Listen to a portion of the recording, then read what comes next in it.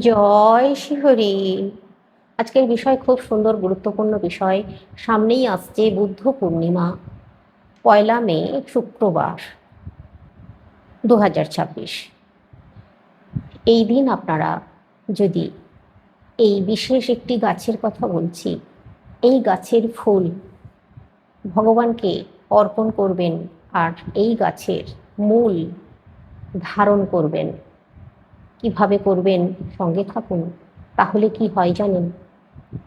ভগবান শ্রীহরি শ্রী বিষ্ণুর কৃপা লাভ হয় আর সমস্ত কাজে বাধা দূর হয়। গৃহের মধ্যে অশান্তি, অর্থকষ্ট এগুলো দূর হয়। অনেক ঋণের বোঝা কাঁধে চেপে গেছে, সেই ঋণ থেকে মুক্ত হতে পারবেন। গৃহে সকল মানুষ সুস্থ নীরোগ শরীরে যে যা কাজ করছে সেই কাজের মধ্যে ডুবে থাকতে পারবেন, অনেক শান্তি অনুভব করবেন। তো বেশি কথা না বাড়িয়ে বলে দিই আপনাদেরকে কোন গাছের কথা বলছি। এই গাছ হচ্ছে সাদা অপরাজিতা ফুল, শ্বেত অপরাজিতা।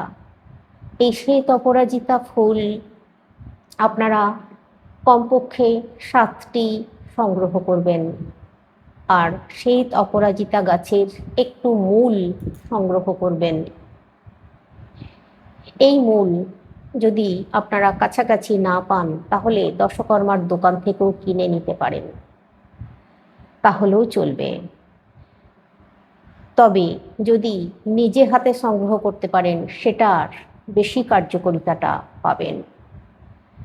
তো আপনাদেরকে বলি, প্রথমেই এই পূর্ণিমার দিন কেউ যদি গঙ্গা স্নান করে আসে, আর যদি গঙ্গায় না যেতে পারে, কাছাকাছি গঙ্গা নেই, তাহলে বাড়িতে গঙ্গে গঙ্গে গঙ্গে বলে একটু গঙ্গার জল স্নান সারার শেষে মাথায় ঢালতে পারে, তাহলেও চলবে।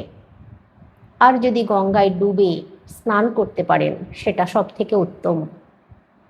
গঙ্গায় ডুবে স্নান করে 1 ঘটি জল তুলে নেবেন বা একটি জারি করে একটু জল তুলে নেবেন, নিয়ে আর পিছন ফিরে তাকাবেন না, বাড়ি চলে আসবেন। এখানে হয়তো আপনারা বলবেন যে ভিজে কাপড় পরে বাড়িতে চলে আসবো। আপনারা যখন জলটা তুলবেন তখন আর পিছন ফিরে ওই ঘাটের দিকে তাকাবেন না, যেখানে জামা কাপড় ছাড়ার ব্যবস্থা আছে সেখানে ছেড়ে তারপর বাড়ি চলে আসুন, আর পিছন ফিরে তাকাবেন না। তো এটা করার পর ওই যে জলটা বাড়িতে নিয়ে এসেছেন, ওই জল আপনার গৃহে তুলসী ঠাকুর আছেন, তুলসী ঠাকুরের মানে তুলসী গাছে অর্পণ করে দিন কিছুটা জল। ওম নমো ভগবতে বাসুদেবায় বলুন আর কিছুটা জল অর্পণ করে দিন। নিয়ে আসার সঙ্গে সঙ্গেই তারপর আপনার গৃহে যদি নারায়ণ থাকে তাহলে শঙ্খের মধ্যে একটু জল ভরুন, আর ওই শঙ্খের জল নারায়ণের চরণে একটু দিয়ে দিন। এরপর আপনারা ওই যে 7টি ফুল আপনাদেরকে নিতে বলেছি, শ্বেত অপরাজিতা ফুল, ওই 7টি শ্বেত অপরাজিতা ফুল ভগবান শ্রীহরি নারায়ণের চরণে মাথায় মানে মস্তকে মাথায় দেবেন একটা, আর শ্রীহরি নারায়ণের চরণে বাকি ফুলগুলো দিয়ে দেবেন। এরপর ওই যে মূল আপনারা জোগাড় করেছেন, ওই মূল যেখানে আপনার ঠাকুরের স্থান আছে, যদি আপনার ঘরে নারায়ণ ঠাকুর না থাকেন তাহলে আপনারা তুলসী মঞ্চের সামনে বসেও করতে পারেন এই কাজ। আর যদি গৃহে নারায়ণ আছেন তাহলে সেখানে বসে করুন। করবেন কি, ওই যে মূলটা নিয়েছেন ওই মূলটা আপনার হাতের মধ্যে নেবেন, নিয়ে হাত জড়ো করবেন, করে 10 মিনিট ঘড়ি ধরে, অথবা যদি 108 বার গোনা সম্ভব হয় গুনে ওম নমো ভগবতে বাসুদেবায় নমঃ বলতে থাকুন 10টা মিনিট। তারপর ওই শিকড়টা শ্রীহরির চরণে নারায়ণের চরণে দিয়ে দিন। অবশ্যই আপনারা একটু ফল জলের ব্যবস্থা রাখবেন, প্রসাদের ব্যবস্থা রাখবেন। এবার ওই শিকড়টা নারায়ণের চরণে রেখে দিন। পরের দিন পূর্ণিমা কেটে যাবার পর স্নান সেরে আবার যখন পুজো অর্চনা করবেন, সেই তখন ওই শ্রীহরির চরণ থেকে ওই শিকড়টা নিয়ে নেবেন।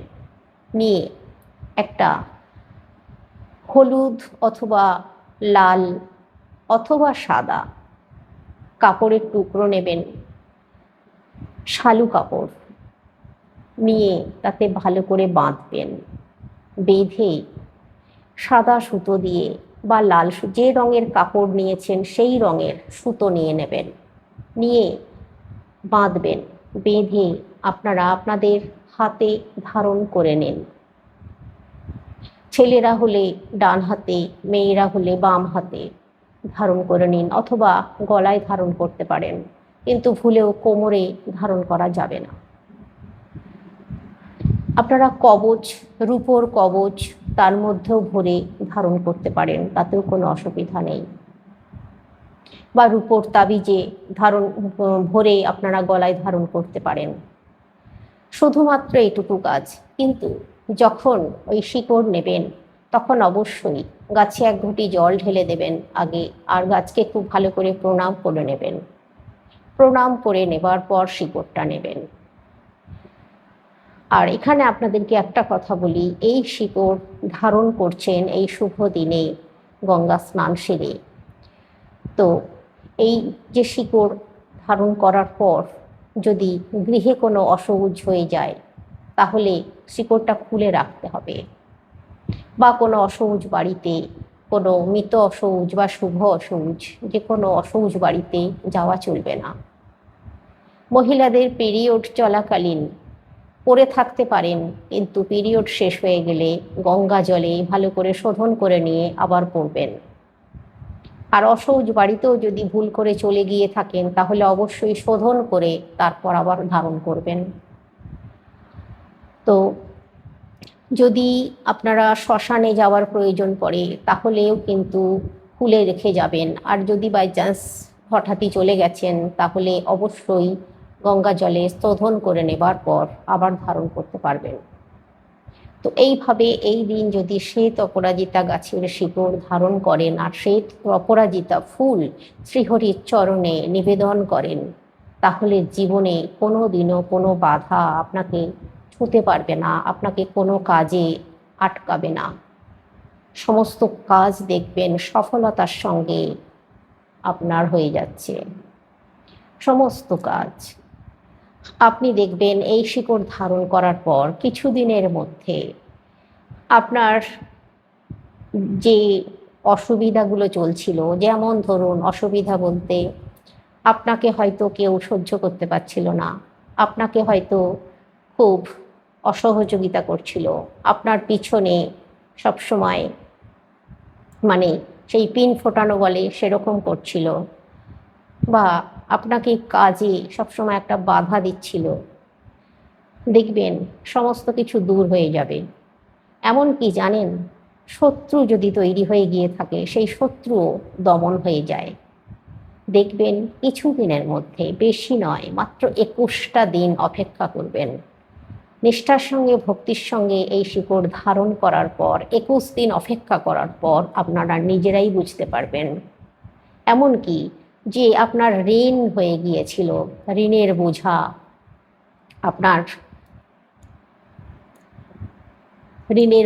আপনার ঘাড়ে চেপেছিল, দেখবেন কি আস্তে আস্তে সেই ঋণ কিভাবে আপনি শোধ করে দিচ্ছেন নিজেও সেটা জানতে পারবেন না। আস্তে আস্তে দেখবেন ধীরে ধীরে শোধ হয়ে যাচ্ছে।